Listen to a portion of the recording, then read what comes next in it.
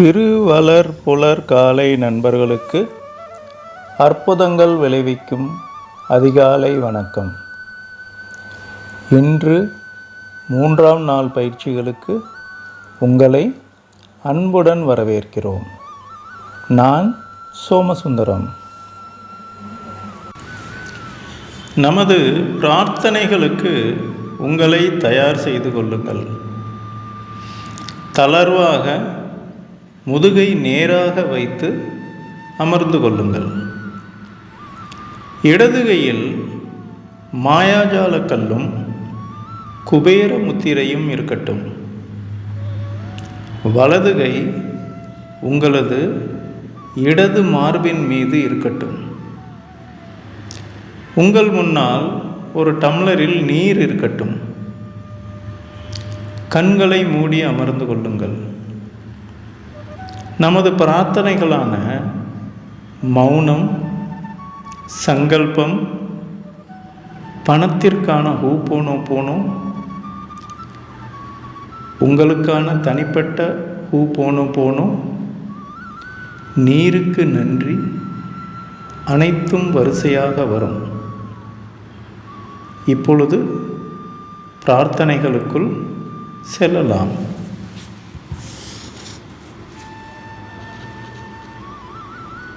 மவுனம்.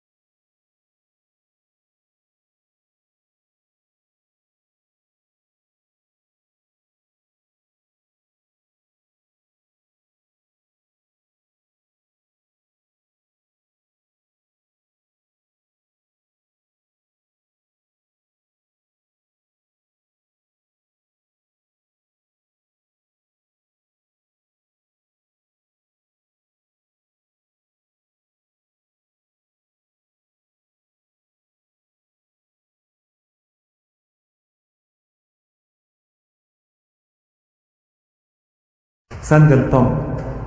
என் வாழ்வில் பணம் தாராளமாக புழங்கிக் கொண்டிருக்கிறது. எனக்கு பிரபஞ்சத்தின் அளவில்லா ஆசீர்வாதம் எப்பொழுதும் கிடைத்துக் கொண்டிருக்கிறது. எனக்கு நாளுக்கு நாள் செல்வம் பெருகிக் கொண்டிருக்கிறது. ஒவ்வொரு நாளும் நான் செல்வத்திலும் ஞானத்திலும் வளர்ந்து கொண்டிருக்கிறேன். நான் தினமும் பொருளாதார ரீதியாக வேகமாக முன்னேறி வருகிறேன். முடிவில்லா பேரழிவு எனது அனைத்து நிதி பரிவர்த்தனைகளையும் கண்காணிக்கிறது மற்றும் நிர்வகிக்கிறது. மற்றும் நான் எதை செய்தாலும் அதை செழிக்கும்படி செய்கிறது. பிரபஞ்சமே அனைத்துக்கும் ஆதாரம். அங்கிருந்து செல்வம் என்னிடம் தாராளமாக ஏராளமாக கிடைக்கிறது. நான் எப்பொழுதும் எனது உண்மையான மதிப்பை உணர்ந்திருக்கிறேன். நான் எனது திறமைகளை இலவசமாக மற்றவர்களின் நலனுக்காக கொடுக்கிறேன். நான் அற்புதமாக தெய்வீகமாக ஈடு செய்யப்பட்டு இருக்கிறேன். நன்றி. எனது ஆசீர்வாதத்தின் ஆதாரம் பிரபஞ்சம். எனது தேவைகள் அனைத்தும் ஒவ்வொரு தருணத்திலும் சரியாகவும் நிறைவாகவும் பூர்த்தி செய்யப்படுகின்றன. மன்னிப்பு. பிரபஞ்சத்தின் படைப்பினிடம் நான் மனதார கேட்கும் மன்னிப்பு இதுதான்.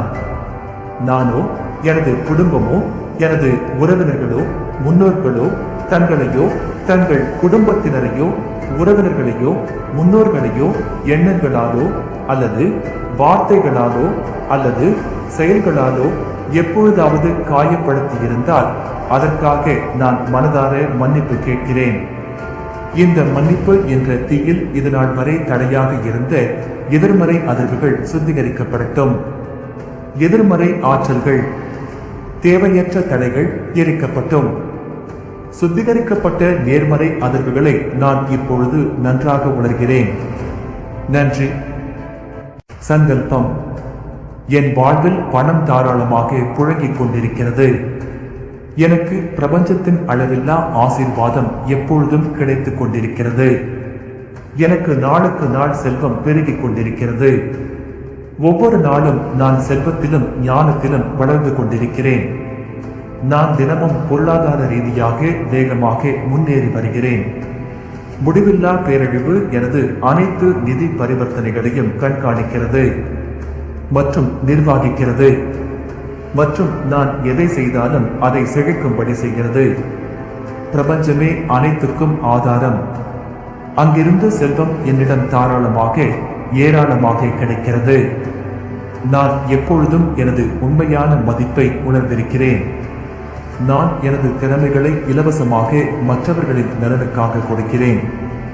நான் அற்புதமாக தெய்வீகமாக ஈடு செய்யப்பட்டு இருக்கிறேன். நன்றி. எனது ஆசீர்வாதத்தின் ஆதாரம் பிரபஞ்சம். எனது தேவைகள் அனைத்தும் ஒவ்வொரு தருணத்திலும் சரியாகவும் நிறைவாகவும் பூர்த்தி செய்யப்படுகின்றன. மன்னிப்பு. பிரபஞ்சத்தின் படைப்பினிடம் நான் மனதார கேட்கும் மன்னிப்பு இதுதான்.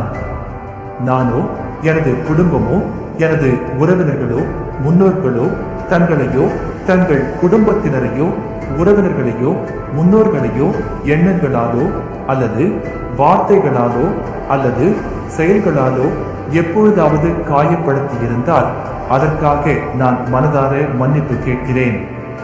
இந்த மன்னிப்பு என்ற தீயில் இதுநாள் வரை தடையாக இருந்த எதிர்மறை அதிர்வுகள் சுத்திகரிக்கப்படட்டும். எதிர்மறை ஆற்றல்கள் தேவையற்ற தடைகள் எரிக்கப்பட்டும்.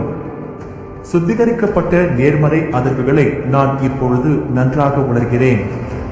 நன்றி. பணத்திற்கான ஹூபோனோபோனோ.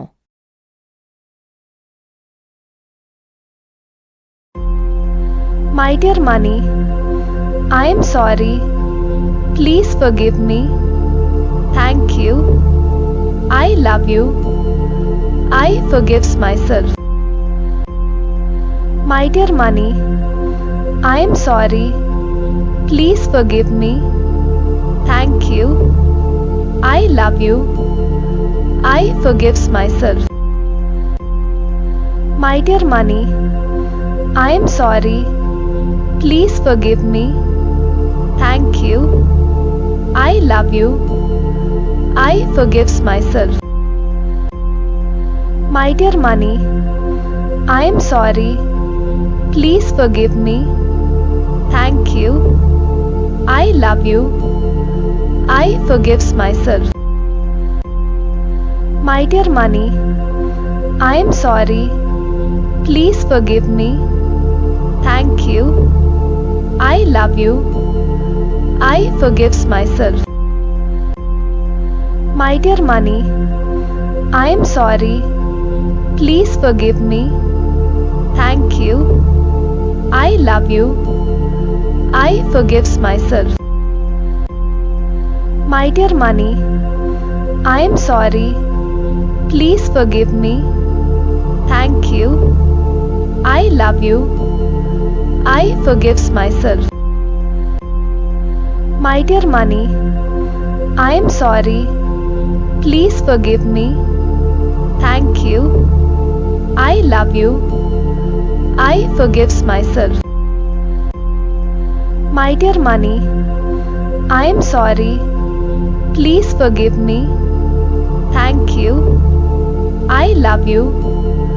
I forgives myself. My dear money, I am sorry. Please forgive me. Thank you. I love you. I forgives myself. My dear money, I am sorry. Please forgive me. Thank you. I love you. I forgives myself. My dear money, I am sorry. Please forgive me. Thank you. I love you. I forgives myself. My dear money, I am sorry. Please forgive me. Thank you. I love you. I forgives myself. My dear money, I am sorry. Please forgive me. Thank you. I love you. I forgives myself. My dear money, I am sorry. Please forgive me. Thank you. I love you. I forgives myself. உங்கள் தனிப்பட்ட விருப்பத்திற்கான ஹூபோனோபோனோ. My dear என்ற வார்த்தைக்கு பிறகு உங்களுக்கு பிடித்த வார்த்தையை சொல்லுங்கள். My dear, I am sorry. Please forgive me. Thank you. I love you. I forgives myself. My dear, I am sorry. Please forgive me. Thank you. I love you. I forgives myself. My dear, I am sorry. Please forgive me. Thank you. I love you. I forgives myself. My dear, I am sorry. Please forgive me. Thank you. I love you. I forgives myself. My dear, I am sorry. Please forgive me. Thank you. I love you. I forgives myself. My dear, I am sorry. Please forgive me. Thank you. I love you. I forgives myself. My dear, I am sorry. Please forgive me. Thank you. I love you. I forgives myself. My dear, I am sorry. Please forgive me. Thank you. I love you. I forgives myself. My dear, I am sorry. Please forgive me. Thank you. I love you. I forgives myself. My dear, I am sorry. Please forgive me. Thank you. I love you. I forgives myself. My dear, I am sorry. Please forgive me. Thank you. I love you. I forgives myself. My dear, I am sorry. Please forgive me. Thank you. I love you. I forgives myself. My dear, I am sorry. Please forgive me. Thank you. I love you. I forgives myself. My dear, I am sorry. Please forgive me. Thank you. I love you. I forgives myself.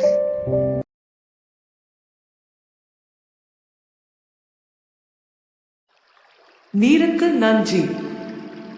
நீரின்றி அமையாது உலகு, நீரின்றி அமையாது உழவு, நீரின்றி அமையாது உணவு, நீரின்றி அமையாது உயிர்.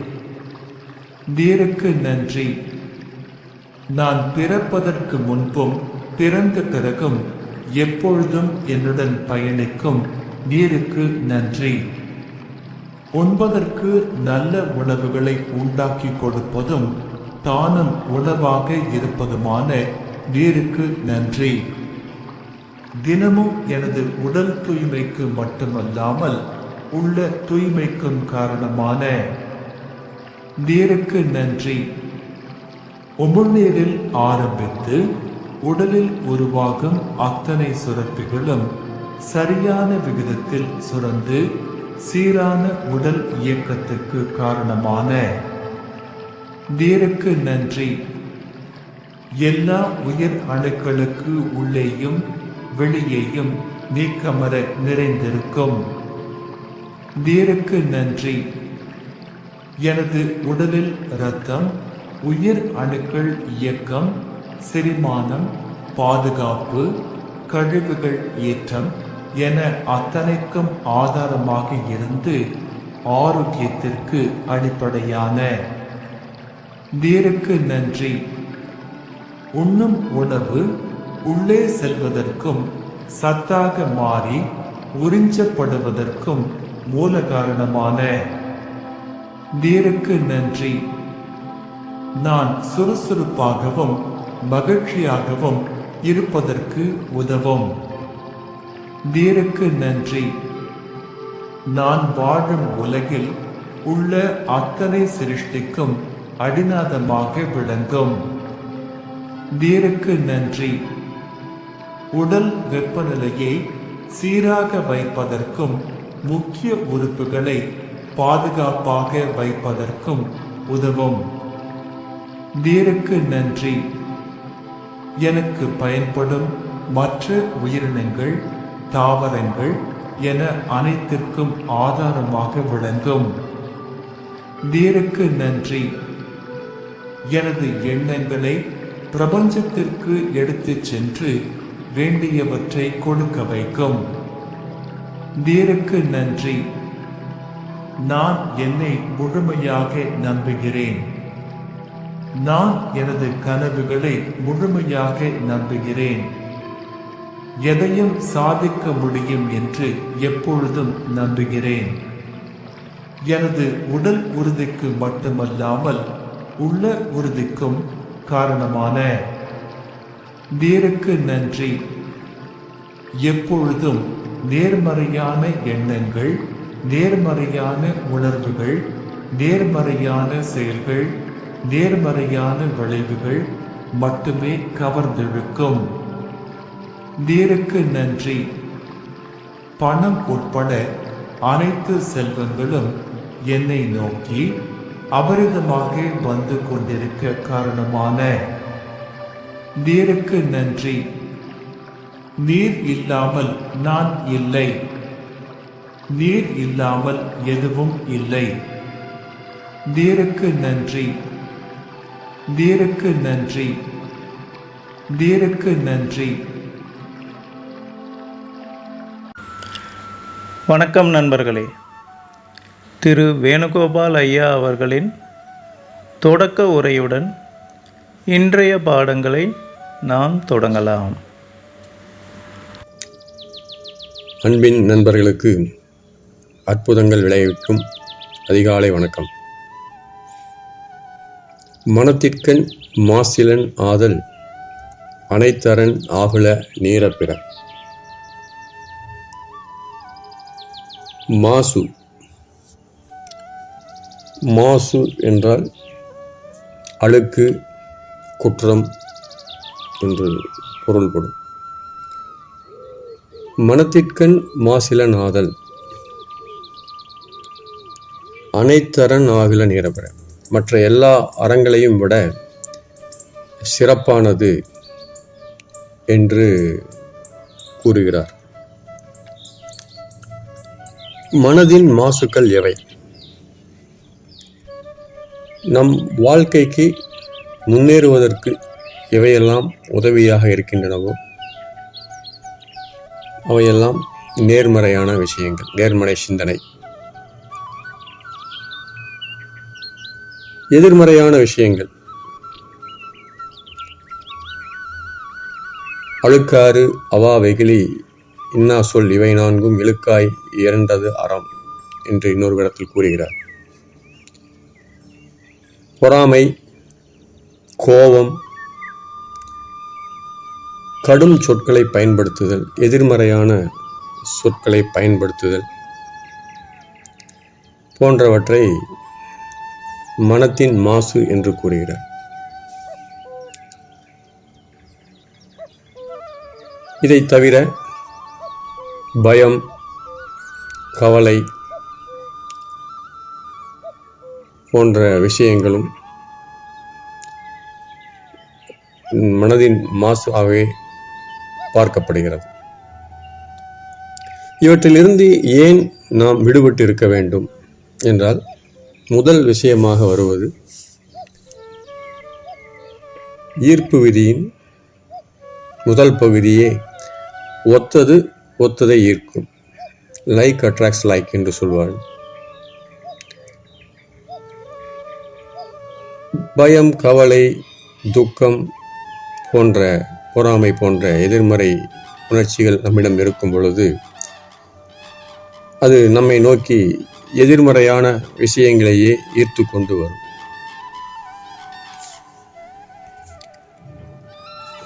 ஈர்ப்பு விதியினுடைய இரண்டாவது நிலை என்னவென்றால், நாம் எதாக மாற நினைக்கிறோமோ, மாறப்போகிறோம் என்று நினைப்பதை விட அதாகவே நாம் இருப்பதாக பாவிக்க வேண்டும்.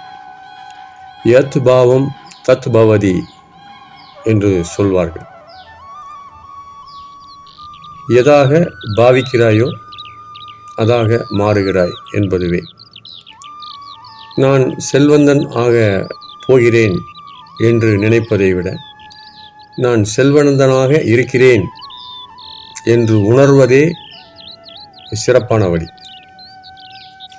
உங்களிடம் பணம் இருக்கிறதா இல்லையா என்பது அல்ல செல்வ மனநிலை என்பது. இருக்கின்ற பொருளை செல்வ மனநிலையுடன் நீங்கள் பயன்படுத்துகிறீர்களா என்பதே இங்கு முக்கியமான கேள்வி. உங்களிடம் ஒரு 1,00,000 ரூபாய் இருக்கும் பொழுது ஒரு 100 ரூபாயை எப்படி எந்த மனநிலையுடன் செலவு செய்வீர்களோ அதே மனநிலையுடன் உங்களிடம் உள்ள கடைசி 100 ரூபாயையும் செலவு செய்ய முடியுமானால் அதுவே செல்வ மனநிலை. எவ்வளவு துன்பத்தில், எதிர்மறையான சூழலில் நாம் இருக்கும் பொழுது கூட அந்த நிலை நம்முடையது அல்ல. நம்முடைய சொந்த நிலைக்கு, நாம் வளமான நிலைக்கு சென்று விடுவோம் என்ற அதீத நம்பிக்கையுடன் செயல்படுவதே இந்த ஈர்ப்பு விதியை தூண்டிவிடுவதாகும். உங்களுக்கு ஒரு நல்ல விசன் இருக்க வேண்டும். பார்வை என்பது வேறு, விசன் என்பது வேறு.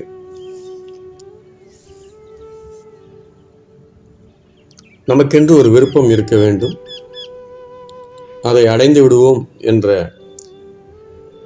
நம்பிக்கை நம்மிடம் அதீதமாக இருக்க வேண்டும். நாம் யாராக மாறப்போகிறோம் என்ற தெளிவு இருக்க வேண்டும். உங்களை நீங்களே விரும்ப வேண்டும். உங்களை நீங்களே விரும்புதல் எனும் பொழுது அதற்கான அர்த்தம் இப்பொழுது இருக்கின்ற உங்களை நீங்கள் விரும்புவது அல்ல. எதிர்காலத்தில் எப்படி இருக்கப் போகிறீர்களோ அந்த நானை நீங்கள் அதீதமாக நேசிக்க வேண்டும். உதாரணமாக, ஒரு ஓட்டப்பந்தயத்தில் வெற்றியடைய இலக்கு வைத்துள்ள ஒருவர் தான் இப்போது இருக்கின்ற நிலையை விரும்பக்கூடாது.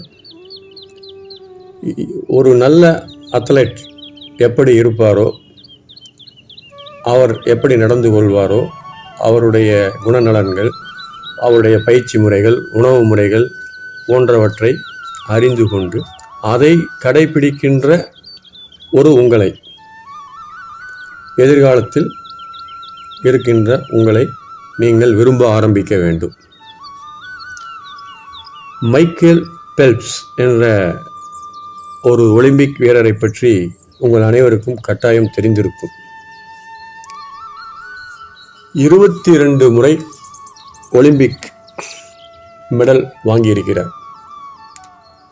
ஒரே ஒரு வருடத்தில் நடந்த போட்டியில் 8 முறை பதக்கம் வென்ற முதல் நபர் அவர் மட்டுமே.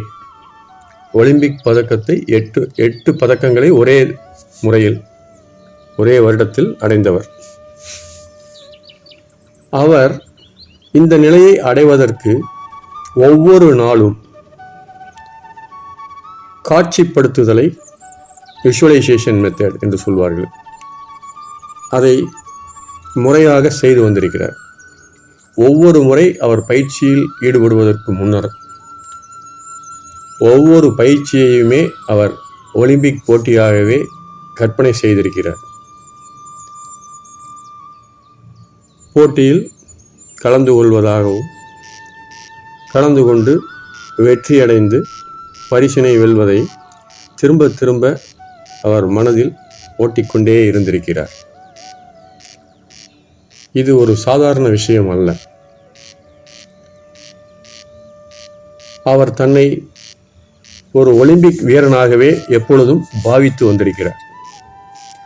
எந்த ஒரு பதக்கமும் வெல்வதற்கு முன்னர் கூட தன்னை ஒரு ஒலிம்பிக் வீரராகவே, ஒலிம்பிக் வீரர் மட்டுமல்ல, தங்க பதக்கம் வென்ற ஒலிம்பிக் வீரராக அவர் தன்னை உருவகப்படுத்தி அந்த உருவத்தை விரும்பிக் கொண்டே இருந்திருக்கின்றார். அந்த நிலையை அவர் அடைந்து விட்டார். எனவே நண்பர்களே, இந்த மாசு என்பது நீக்கப்பட வேண்டும். நாம் எதாக நினைக்கிறோமோ அதை பற்றிய தெளிவு வேண்டும். நம்மை நாம் விரும்ப வேண்டும். நன்றி, நன்றி, நன்றி. வணக்கம் நண்பர்களே. இன்று இயற்கை மருத்துவர் திரு சுப்பிரமணியன் ஐயா அவர்களின் உரையில் இயற்கை மருத்துவத்தில் காலை உணவு பற்றி தெரிந்து கொள்ளலாம். வாருங்கள், அவருடைய உரையை கேட்கலாம். வணக்கம். இப்பொழுது சர்க்கரை நோயை பற்றி மீண்டும் பார்க்கிறோம். முந்தைய நிகழ்ச்சியில் மென்று சாப்பிடுவதன் அவசியத்தை கூறினோம். இப்பொழுது உடம்புக்கு குளுக்கோஸ் தேவை. எந்த உணவில் குளுக்கோஸ் அதிகமாக இயற்கையாக இருக்கிறது என்று பார்த்தால் கரும்பிலே இனிப்பு குளுக்கோஸ் இருக்கிறது. அதற்கு பெயர் கேன் சுகர், சுக்ரோஸ். பழங்களிலே ஒரு நல்ல இனிப்பு சர்க்கரை இருக்கிறது, ஃப்ரக்டோஸ். தானியங்களிலே ஒரு வகையான சர்க்கரை இருக்கிறது, மால்டோஸ். இப்படி லெவுலோஸ், இப்படியெல்லாம் பலவிதமாக ரசாயன பெயர்களின் மூலம் விஞ்ஞானம் சொல்லுகிறது. இன்னும் எளிதாக சொல்ல வேண்டுமென்றால் சாக்ரைடு சர்க்கரை என்று சொல்வார்கள், மோனோசாக்ரைடு ஒற்றை சர்க்கரை, பைசாக்ரைடு, ட்ரைசாக்ரைடு, பாலிசாக்ரைடு இரட்டை சர்க்கரை, 3 சர்க்கரை என்று அதனை எளிதாக வகைப்படுத்தி சொல்லலாம். ஆனால் இயற்கை மருத்துவத்தில் நாங்கள் என்ன சொல்கிறோம் என்றால் இவைகளுக்குள்ளே வேறுபாடு இருக்கிறது. எல்லா சர்க்கரையும் ஒன்றல்ல. மக்கள் என்ன செய்கிறார்கள் என்றால் அரிசியினுடைய சர்க்கரை, கோதுமையின் சர்க்கரை, பழங்களின் சர்க்கரை, கரும்பினுடைய சர்க்கரை, சர்க்கரை வெள்ளை சர்க்கரையுடைய சர்க்கரை, பலகாரங்கள் எண்ணெய் பண்டங்களுடைய சர்க்கரை எல்லாம் ஒன்று என்று குழம்பி போயிருக்கிறார்கள். ஆகவே தான் மக்கள் பழங்களை சாப்பிட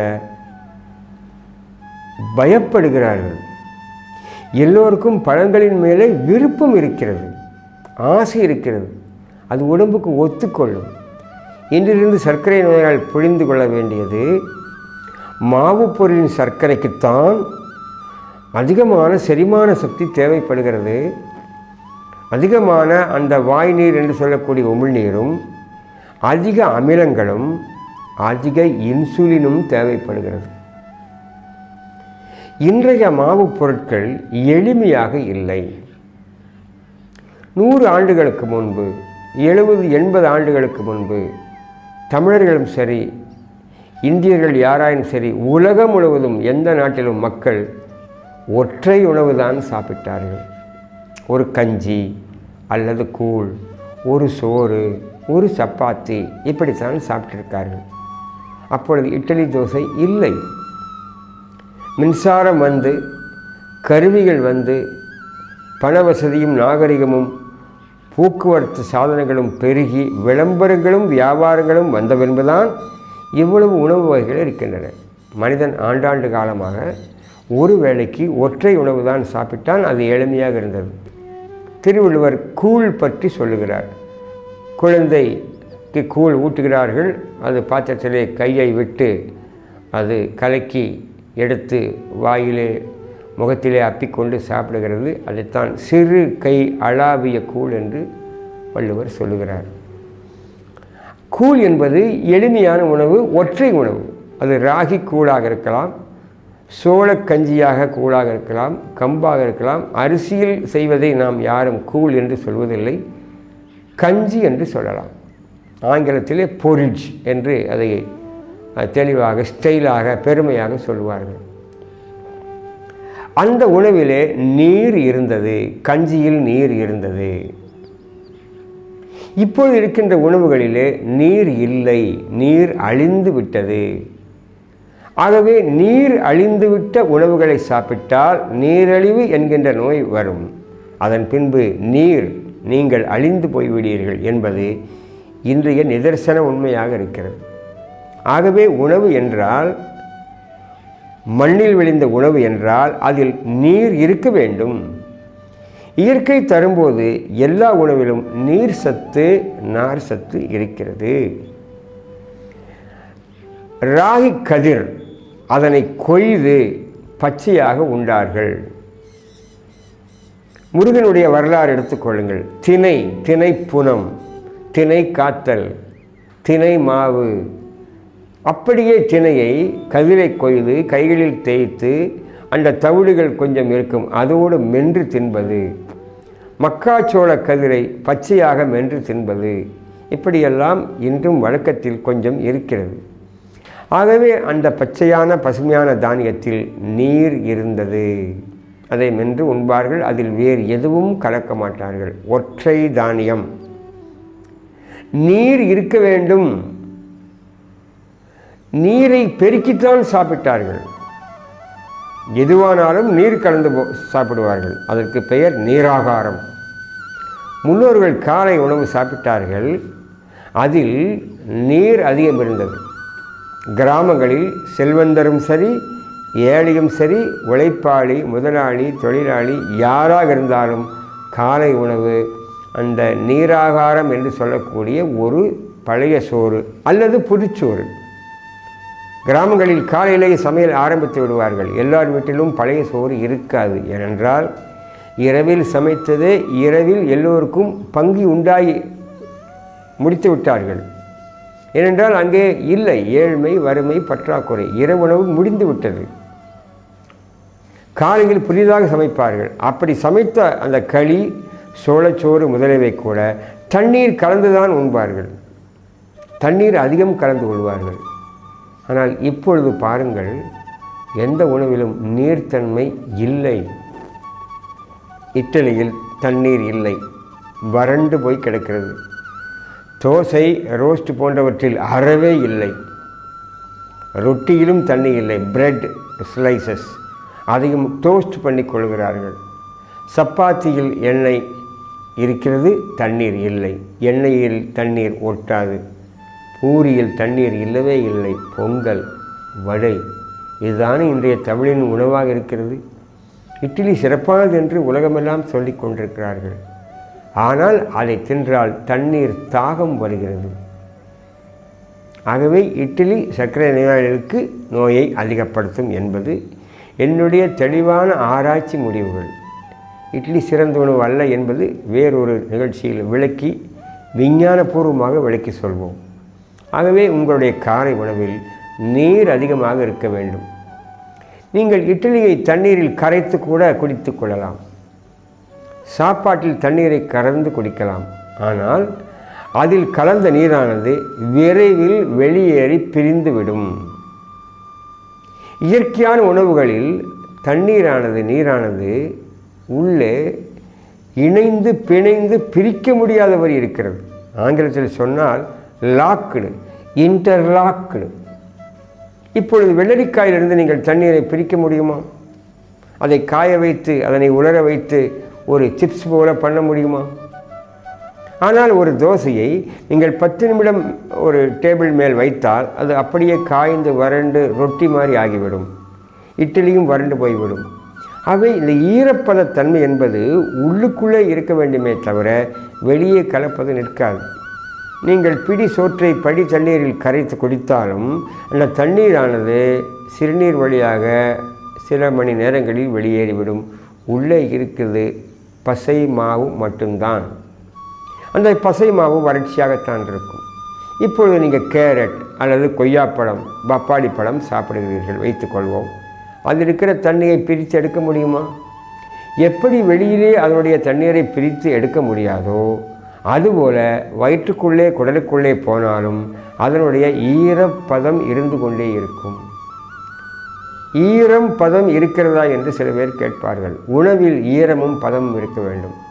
ஆகவே காலை உணவில் இந்த நீர் வற்றிப்போன உணவுகளை விட்டுவிட்டு பழங்களை நிறைய சாப்பிட்டால் சர்க்கரை நோய் குணமாகும். பழங்களில் இருப்பது வேறு சர்க்கரை, மாவு பொருள் இருப்பது வேறு சர்க்கரை.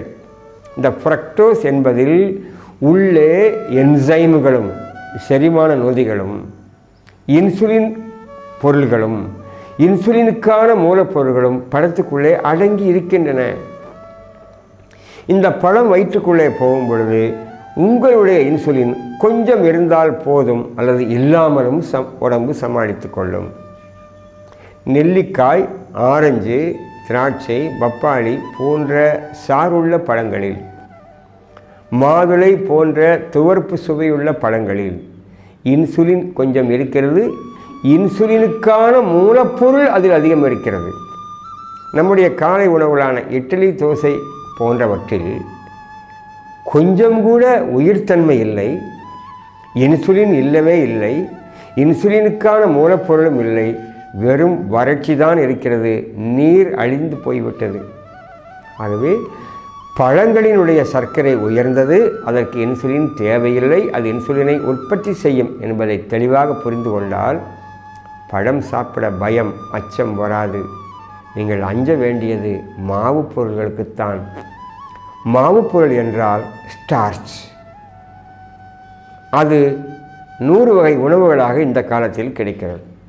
தோசை என்று சொன்னாலே ஒரு 5 வகை, 10 வகை, 20 வகை என கிடைக்கிறது. இட்லியில் 10 வகை, சாதத்தில் 10 வகை, இன்னும் வெளிநாட்டில் சப்பாத்தி, இன்னும் வெளிநாடுகளில் ரொட்டி, பிஸ்ஸா. மாவு பொருளை உருவத்தை மாற்றியிருக்கிறார்கள். அந்த உருவம் முக்கியமா, மூலப்பொருள் முக்கியமா? மூலப்பொருளின் தன்மை என்ன? மாவு பொருள்கள் பசை போல ஆகும், பசையாக ஒட்டிக்கொள்ளும், புளித்து அமிலமாக மாறும். அங்கே கொஞ்சம் வாயு, கேஸ், விஷவாயு, புளித்த வாயு உண்டாகும். இப்படிப்பட்ட மாவு பொருளை சாப்பிட்டு சர்க்கரை நோய் அதிகரிக்கிறது. ஆகவே மாவு பொருள்களை குறைத்து கொள்ளுங்கள், பழங்களை அதிகப்படுத்தி கொள்ளுங்கள். பழத்தின் சர்க்கரை நல்லது, பயப்பட வேண்டாம். உலகம் பூரா மக்கள் அறியாமையில் சொல்லிக் கொண்டிருக்கிறார்கள். நான் இங்கே மக்கள் என்று சொல்லும் பொழுது அதில் மருத்துவர்களையும் சேர்த்து கொள்ளுங்கள். மருத்துவர்களுக்கும் தெரியவில்லை. சரி, ஆராய்ச்சி செய்து பழங்களை கொடுத்தோம் 100 நோயாளிகளுக்கு, இது இத்தனை பேருக்கு பாதிப்பு வந்தது என்ற நிறுவனம் ஏதாவது இருக்கிறதா என்றால் இல்லை. ஆனால் எங்களிடம் நிறுவனம் இருக்கிறது. நாங்கள் ஆயிரக்கணக்கான பேருக்கு, லட்சக்கணக்கான பேர்களுக்கு பழங்களை கொடுத்து சர்க்கரை நோய் மட்டுமல்ல, ஆஸ்துமா, சளி மட்டுமல்ல, புற்றுநோய் வரை அனைத்து நோய்களையும் குணப்படுத்தியிருக்கிறோம். அல்சருக்கும் பழங்கள் தான். ஆனால் என்ன பழங்கள் என்பது ஒரு நிபுணருக்கு சரியாக தெரியும். அல்சர் நோயாளிகள் எந்த பழத்தை சாப்பிடக்கூடாது, எந்த பழத்தை சாப்பிட வேண்டும். ஆரஞ்சு பழம் அமிலம் என்று நினைக்கிறீர்கள், அது அமிலம் அல்ல. எலுமிச்சம்பழம் அமிலம் அல்ல, அது ஒரு என்சைம். எலுமிச்சம்பழத்தை சாறு பிழிந்து வைத்தால் அது அமிலமாக புளித்து கொண்டே போகாது. ஆனால் இட்லி மாவை வைத்திருங்கள், அது அமிலமாக அதிகரித்து கொண்டே போகும். ஆகவே இந்த அமில உணவுகளை சாப்பிடும்போது பேங்க்ரியாஸ் என்று சொல்லக்கூடிய கணையம் செயல் திறமையை இழந்து விடுகிறது. அமிலம் எங்கு அதிகரித்தாலும் அந்த உறுப்புக்கு செயல் திறமை குன்றிவிடும். ஆகவே இன்றிலிருந்து, இப்போதிருந்து தைரியமாக பழங்களை சாப்பிட்டு பாருங்கள். உங்களுக்கு சர்க்கரை நோய் குறையும், மறையும், எந்த தீமையும் வராது. உங்களுக்கு தேவை இயற்கையை நம்புங்கள் என்று சொல்லி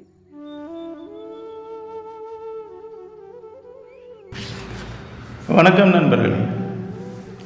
கடந்த பயிற்சி தொகுப்பில் தொடர்ந்து தினமும் நன்றி உணர்வு பாடத்தை கேட்டு வந்தோம். அங்கே நீங்கள் தினசரி வழிநடத்தப்பட்டீர்கள். இந்த பயிற்சி தொகுப்பில் நீங்கள் சுயமாக சிந்தித்து நன்றி உணர்வை தினசரி வெளிப்படுத்த வேண்டும். நீங்கள் முக்கியமாக கருதும் 5 நபர்களை தேர்ந்தெடுத்து கொள்ளுங்கள்.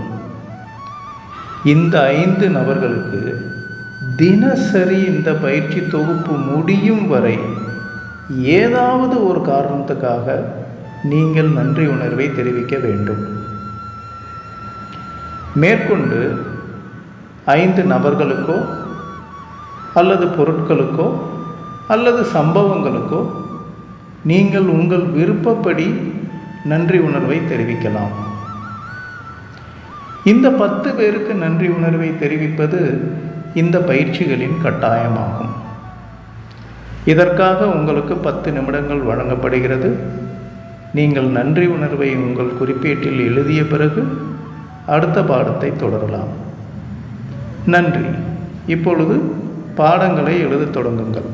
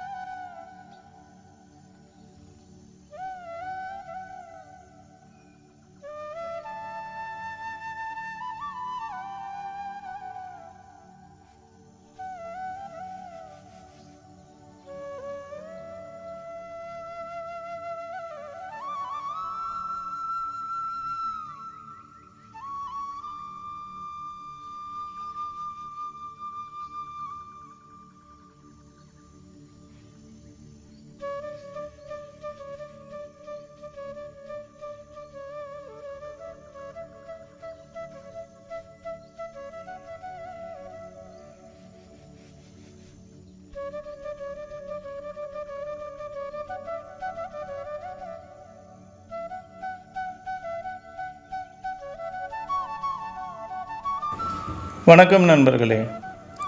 இனி அடுத்து வருவது நமது பழக்க வழக்கங்களின் சக்தி மற்றும் விளைவுகளை பற்றிய திரு சரவணகுமார் அவர்களின் உரை. வாருங்கள் அவரது உரையை கேட்கலாம். அன்பின் உறவுகளுக்கு வணக்கம். நான் சரவணகுமார் கருப்புசாமி. உறவுகளே, நாம் பார்த்துட்டு இருக்கிறது தி பவர் ஆஃப் ஹேபிட் அப்படிங்கிற புத்தகம் பற்றி தான். இதோட ஆத்தர் பேர் சார்லஸ் டூஹி. இந்த புத்தகத்தில் நம்மளோட பழக்கத்தை எப்படி மாற்றுறது, ஒரு பழக்கம் நம்ம லைஃப்பில் எப்படி வேலை செய்யுது, ஒரு பழக்கத்தை நம்மளால் உருவாக்க முடியுமா, உருவான பழக்கத்தை நம்மளால் மாற்ற முடியுமா, இல்லை ஒரு பழக்கத்தை அழிக்க முடியுமா, அறிவியல் ரீதியாக ஒருத்தரோட பழக்கம் எப்படி செயல்படுது போன்ற கேள்விகளுக்கெல்லாம் பல அறிவியல் ஆய்வுகளின் அடிப்படையிலும் தனது சொந்த ஆய்வின் தரவுகளை கொண்டும் ஆத்தர் சார்லஸ் டூஹிக் அவர்கள் மிக தெளிவாக தீர்வு சொல்கிறார். ஆமாம் உறவுகளே, இந்த புத்தகம் 100க்கும் மேற்பட்ட கல்வி ஆய்வுகள், 300க்கும் மேற்பட்ட விஞ்ஞானிகள் மற்றும் நிர்வாகிகளுடனான நேர்காணல்கள் மற்றும் பல நிறுவனங்களில் நடத்தப்பட்ட ஆய்வுகளின் அடிப்படையிலும் பலதரப்பட்ட நிரூபிக்கப்பட்ட தரவுகளின் அடிப்படையிலும் எழுதப்பட்டுள்ளதால் ஆகச்சிறந்த புத்தகமாக இது கருதப்படுகிறது. இந்த புத்தகத்தை அடிப்படையாக வைத்து நான் உங்களுக்கு உங்கள் பழக்கத்தை பற்றிய புரிதலையும் அதை எப்படி மாற்றுவது, எப்படி கட்டுப்படுத்துவது என்பதையும் மிக எளிமையாக துளியும் அதன் உண்மைத்தன்மை கெடாமல் உங்களுடன் பகிர்ந்து கொள்ள நினைக்கிறேன். உங்களுக்கு சொல்வதன் மூலமாக நானும் உங்களோடு சேர்ந்து எனது புரிதலை ஆழமாக்கிக் கொள்கிறேன், கற்றுக்கொள்கிறேன். அதற்காக உங்களுக்கும் வாய்ப்பளித்த நமது ஆசான் வேணுகோபால் சார் அவர்களுக்கும் எனது நெஞ்சார்ந்த நன்றிகளை தெரிவித்துக் கொள்கிறேன். உறவுகளே, நாம் தொடர்ந்து செய்கிற ஒரு கெட்ட பழக்கத்தை நம்மால் அழிக்க முடியாது. ஆனால் அந்த பழக்கத்தை வேறொரு பழக்கத்தை பழகுவதன் மூலமாக நிராகரித்து முழுமையாக ஒதுக்கி தள்ளிவிட முடியும் என்று நேற்று பார்த்தோம்.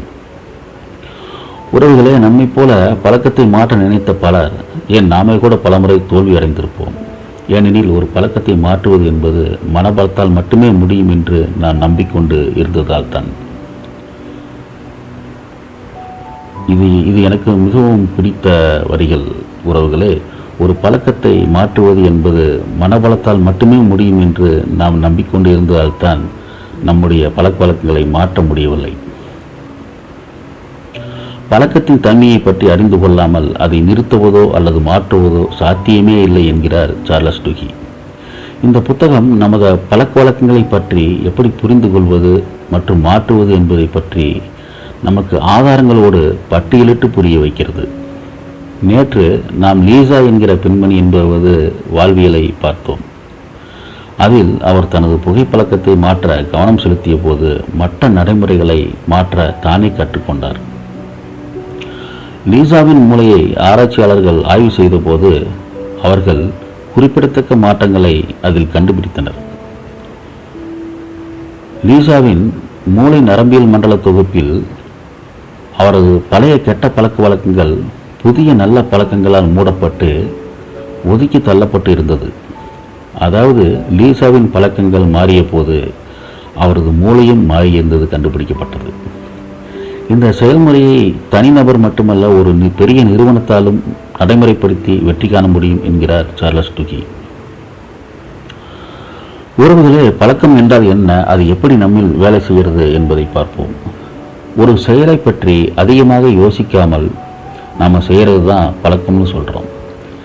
அதாவது மொபைலோ கம்ப்யூட்டரோ புதுசாக வாங்கி பழகிறப்போ கீபோர்டில் டைப் பண்ணுறதே பெரிய வேலையாக தெரிஞ்சிருக்கும். ஆனால் போக போக டைப் பண்ணுறோங்கிற ஒரு நினைவே இல்லாமல் படப்படன்னு அனிச்சை செயலாக டைப் பண்ணிகிட்டே போயிட்டே இருப்போம். அதான் பழக்கம்னு சொல்கிறோம். டெய்லியும் குளிக்கிறோம், ப்ரஷ் பண்ணுறோம், பைக் ஓட்டுறோம், இது எல்லாத்தையும் அனிச்சையாக தானே பண்ணுறோம். இதுதான் பழக்கம். 2006 டியூக் பல்கலைக்கழகம் ஒரு ஆய்வை நடத்துகிறாங்க. அதில் ஒவ்வொரு நாளும் மக்கள் செய்கின்ற செயல்களில் 40% அதிகமான செயல்கள் அவர்கள் எடுத்த முடிவுகளால் அல்ல, பழக்கங்களால் தான் என்று கண்டுபிடித்து அறிவித்தனர். அதாவது முதலில் நாம் பழக்கங்களை உருவாக்குகிறோம், பிறகு பழக்கங்கள் நம்மை உருவாக்குகின்றன. சில கெட்ட பழக்கங்கள் ரொம்ப ஆபத்தானதாக இருக்கும். அதே போல உறவுகளே, உங்களது நல்ல பழக்கங்கள் உங்களுடைய உடலையும் மனதையும் உறுதிப்படுத்துகிறது. நல்ல பழக்கங்கள் ரொம்பவே சக்தி வாய்ந்தவை உறவுகளே. உங்களது கதையை ஒரு வரலாறாக மாற்ற உங்கள் பழக்க வழக்கங்களை மாற்றினால் போதுமானது உறவுகளே. நாளை சந்திப்போம் உறவு. நன்றி, நன்றி, நன்றி. வணக்கம் நண்பர்களே. இன்றைய யோகாசன பயிற்சியில் நாம் தோப்புக்கரணம் போடுவதை பற்றி கற்றுக்கொள்ளலாம். வணக்கம் நண்பர்களே. இன்று நாம் தோப்புக்கரணம் போடும் முறையை அறிந்து கொள்ளலாம். நேராக நின்று கொண்டு 2 கால்களுக்கு இடையில் 1 அடி இடைவெளி இருக்குமாறு நின்று கொள்ளுங்கள். கைகளால் காது நுனியை பிடித்துக் கொள்ளுங்கள். காதை பிடிக்கும் பொழுது பெருவிரல் முன்பக்கமாகவும் ஆள்காட்டி விரல் பின்பக்கமாகவும் இருக்குமாறு பார்த்து கொள்ளுங்கள். நாக்கை உள்பக்கமாக மடித்து வாயை மூடிக்கொள்ளுங்கள். இப்பொழுது முதுகு நிமிர்ந்த நிலையில் இருக்குமாறு அமர்ந்து எழ வேண்டும். கீழே அமரும்போது மூச்சை உள்ளே எடுக்க வேண்டும். மேலே எழும் பொழுது மூச்சை வெளியே விட வேண்டும். இதை போன்று தினசரி 24 தோப்புக்கரணங்களை பயிற்சி செய்யுங்கள். சிரமம் இருப்பவர்கள் குறைந்த அளவில் தொடங்கி படிப்படியாக எண்ணிக்கையை அதிகரித்து கொண்டு செல்லலாம். இது உங்களது மூளையையும் உடலையும் வலுப்படுத்தக்கூடிய பயிற்சியாகும். இதை தொடர்ந்து தினசரி செய்யுங்கள். இப்பொழுது உங்களது பயிற்சியை தொடங்குங்கள். வணக்கம் நண்பர்களே. இத்துடன் இன்றைய வகுப்புகள் நிறைவு பெறுகின்றன. உங்களுடைய உடற்பயிற்சிகளை செய்துவிட்டு தங்களது வழக்கமான பணிகளுக்கு நீங்கள் செல்லலாம். நன்றி, நன்றி, நன்றி.